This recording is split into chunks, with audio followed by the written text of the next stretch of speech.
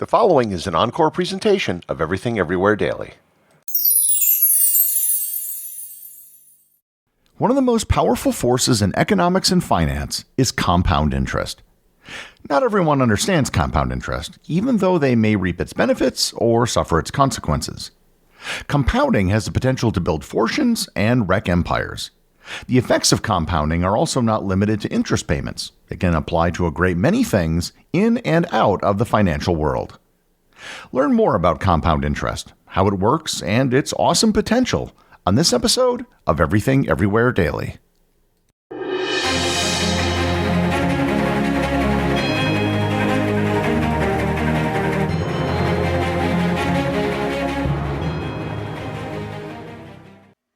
This episode is sponsored by Quince.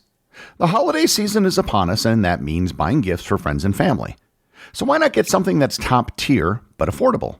That's where Quince comes in.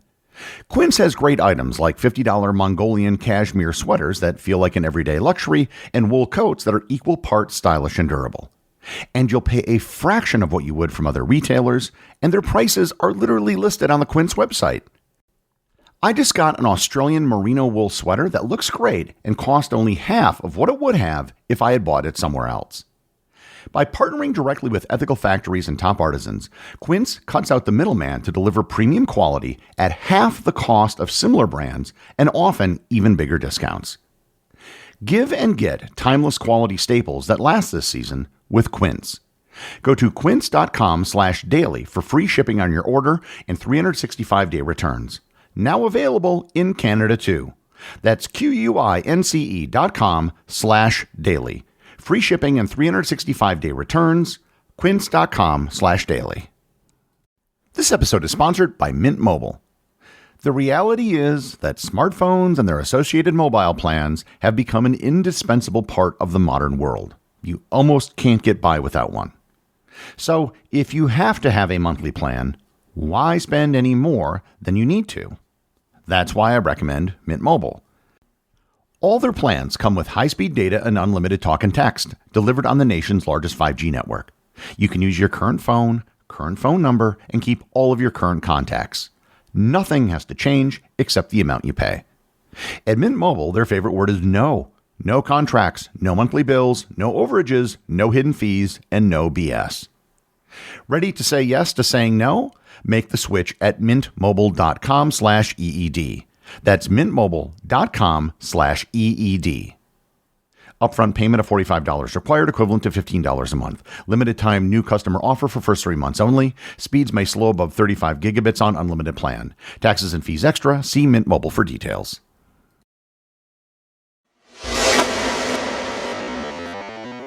Albert Einstein was reported to have been asked what the most powerful force in the universe was. And his answer was compound interest. Actually, he probably never said that, but it's still a great quote. And there's an alternative version floating around in which he calls it the eighth wonder of the world. Perhaps the simplest explanation as to what compound interest is was given by the early American statesman Benjamin Franklin, who said, quote, "Money makes money, and the money that money makes money," end quote. It sounds a bit convoluted the way he puts it, but he's fundamentally correct. Compound interest is the interest on a loan or deposit that's calculated based on both the initial principal and the accumulated interest from previous periods. Unlike simple interest, where the interest is only calculated on the principal amount, compound interest grows faster because each period's interest is added to the principal, and future interest is calculated on this newer, larger amount. So essentially, you're earning interest on your interest. This might not sound like a big deal at first, but as we'll see, that simple idea has enormous potential and enormous dangers.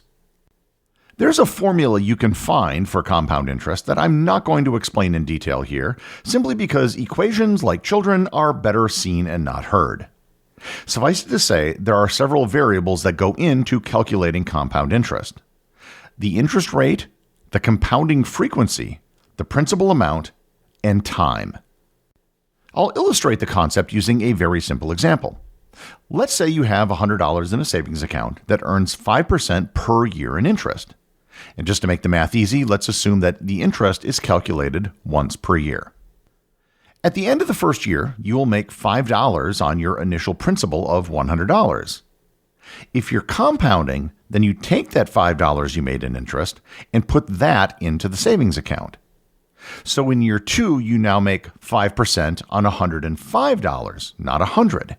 The amount of interest you earn in year 2 would be $5.25, not $5. In year 3, you now make 5% on $110.25, which would be $5.51. And in year 4, you make 5% on $115.76, which would then be $5.79. The amount you make in interest keeps going up because you keep making money on the interest you previously earned. This example is assuming that you only calculate the interest once per year. But what if you did it every month? In that case, you divide 5% by 12, the number of months in a year, and calculate 0.417% interest every month. If you compound interest monthly rather than annually, in the first year you will make $5.12 in interest, not $5. The shorter the compounding period, the more money you can make, although there is a limit to it. Using calculus, you can actually calculate continuous compounding. If you didn't compound interest, it would take 20 years to double your principal, making only 5% a year. However, if you compound your interest annually, it would take only 14.2 years to double your principal. In 20 years, you would have made $165.33 in interest, 65% more than without compounding. In the examples I'm using, the differences in numbers might not seem like a lot, but over time they become enormous. Before I get into the implications of compound interest and why it can be so powerful, I want to provide a brief history of compound interest. Compound interest, or at least the idea of it, has been around for a very long time. The first known examples of interest being charged on loans came from the Sumerians, Babylonians, and Assyrians. In ancient Mesopotamian societies, loans were often issued in the form of grain or livestock, and interest was applied. Some ancient records from Babylon indicate that interest was compounded annually. The famous Babylonian legal document, the Code of Hammurabi, from around 1750 BC, regulated the rates of interest, especially for agricultural loans. In some cases, farmers would borrow seeds and the interest would be calculated based on future harvests, making these early cases of pseudo-compounding. The Greeks were known to study mathematical principles that relate to geometric progressions, which is essential to understanding compounding, but were not known to use compound interest itself. The Romans did know about compound interest and occasionally used it. The famed orator Cicero once wrote to a friend, quote, "I had success in arranging that they should pay with interest for 6 years at the rate of 12%, and added yearly to the capital sum." End quote. The Romans had laws putting limits on interest in place, but they never had any laws regarding compounding of interest. The main thing which prevented the use of compound interest was mathematics. It was much more difficult to calculate than simple interest, so it was seldom used. For centuries, compound interest was infrequently used, mainly because of the calculation problem, but also because most loans were shorter than they are today. A loan would often be paid back in months, not years. Over shorter periods, compounding just wasn't worth the effort. The calculation problem began to be solved with the development of a formal banking system in Italy, especially around the city of Florence. In 1340, the Florentine merchant Francesco Balducci Pegolotti created a table of compound interest for interest rates from 1 to 8% for periods up to 20 years. In the 15th century, the Medici Bank, one of the most powerful banks of the time, played a crucial role in financing large projects, including governments and monarchs. The practice of compounding interest became more formalized as the Medici developed sophisticated accounting techniques for managing long-term debts and investments. Also in the 15th century, the Italian mathematician Luca Pacioli developed what is known as the Rule of 72. The Rule of 72 is a simple rule of thumb used to establish how long it will take for an investment to double, given a fixed annual rate of return using compound interest. For example, if you have a 6% interest rate, 72 divided by 6 will give you 12, the approximate amount of time it would take to double your money. The Rule of 72 is only approximate. 72 is just a nice round number, which is evenly divisible by 1, 2, 3, 4, 6, 8, 9, and 12. For continuous compounding, 69.3 works much better than 72. The formalization of compound interest can be traced back to the 17th century. Mathematicians like Jacob Bernoulli were pioneers in developing the theory of compound interest. Bernoulli's studies in the late 1600s contributed to the mathematics of exponential growth and the early foundations of modern financial mathematics. The establishment of the Bank of England in 1694 led to the widespread use of compound interest in bonds and other financial products. Government borrowing began to rely heavily on interest-bearing loans, where compound interest helped increase the return for lenders. By the 20th century, the calculation problem of compound interest had been solved, and it was common in most transactions that calculated interest. During World Wars I and II, many governments, especially in the United States and Europe, issued war bonds that used compound interest to attract investors. By the mid-20th century, all the way to today, compound interest is used almost everywhere, as computers have made the calculation of compound interest trivial. So, let's get into some examples which demonstrate just how powerful compound interest is. The secret ingredient for taking advantage of compound interest is time. Imagine someone 20 years old investing $10,000 in a retirement account with an average annual interest rate of 7% compounded annually. They leave the money untouched for 40 years, and they don't add any additional money to the account. When they turn 60, that initial $10,000 investment would have turned into $149,745, an almost 15-fold increase in wealth. But let's say you don't have $10,000 to invest when you're 20.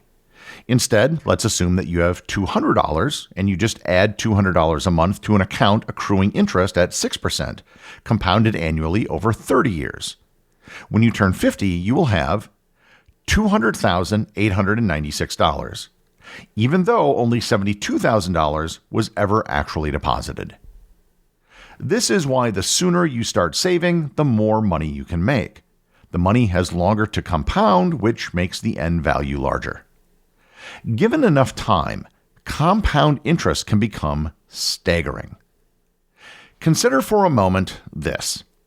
Let's say you started a savings account way back when the Great Pyramid was completed about 4,700 years ago. This savings account would be pretty horrible.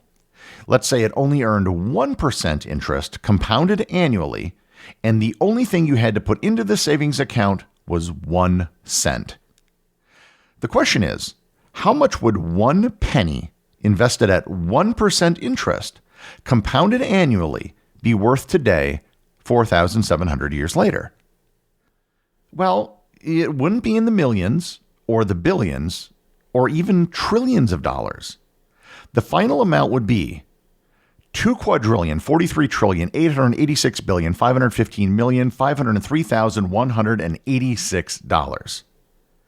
To put this into perspective, the total gross domestic product of the world is estimated to be around $142 trillion. The total amount of debt in the world is about $220 trillion, which is approximately the same as the total value of all the real estate in the world. Compounding isn't just something that affects interest rates. It affects many other things as well, and one is economic growth. Let's suppose you have two countries that have economies of the exact same size. Economy A grows at 2%, and economy B grows at a rate of 3%. And that might not sound like much of a difference, and over the course of a single year, it isn't much of a difference. However, if that 1% difference in economic growth were sustained for a century, after 100 years, economy A would be 7.24 times larger, but economy B would be 19.22 times larger. A 1% difference in growth over 100 years will result in one country being 2.65 times richer than the other. Inflation is also subject to compounding effects. Every year's increase in prices is on top of the increase in prices which came before. Most developed economies try to shoot for an annual inflation rate of about 2 to 4%. Yet, over time, there are huge differences between those two numbers. At a 2% rate of inflation, prices after 50 years would be 2.7 times greater. But with a 4% rate of inflation, prices after 50 years would be 7.1 times greater. Compounding effects also occur in population growth and decline. The more offspring there are, the more people there are to produce even more offspring. Compounding effects can also work in reverse. So far, I've talked about investing money and earning a return.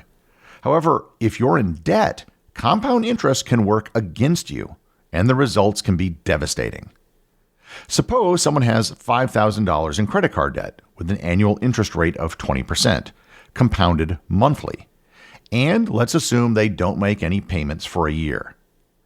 After 1 year, the debt will grow to $6,095, showing how high interest compounding debt can spiral quickly out of control. When you don't pay down your debt, you begin paying interest on the unpaid interest. And this is as true for individuals as it is for nations. As the United States national debt has gotten larger and larger, the percentage that is spent on interest keeps getting larger and larger due to compounding effects. As of the recording of this episode, interest payments have surpassed national defense and will probably surpass Medicare next year. Within a few years, unless there is a dramatic reversal, the compound interest effect will result in interest payments becoming the largest single component of the national budget, overwhelming everything else. As I mentioned before, the effect of compound interest is dependent upon principal, time, and interest. Regarding the national debt, interest rates can change over time. So if interest rates increase even slightly, it can result in a massive increase in the cost of interest and hence the size of the debt. Compound interest isn't hard to understand conceptually, but many people fail to recognize the dangers or benefits of allowing compound interest to work over time. So regardless if Einstein actually ever said it, it might very well be the case that compound interest is the most powerful force in the world. The executive producer of Everything Everywhere Daily is Charles Daniel. The associate producers are Austin Oetken and Cameron Kieffer. My big thanks go to everyone who supports the show over on Patreon. Your support helps make this podcast possible. And I also want to remind everyone about the community groups on Facebook and Discord. That's where everything happens that's outside the podcast, and links to those are available in the show notes. As always, if you leave a review on any major podcast app or in the above community groups, you too can have it read on the show.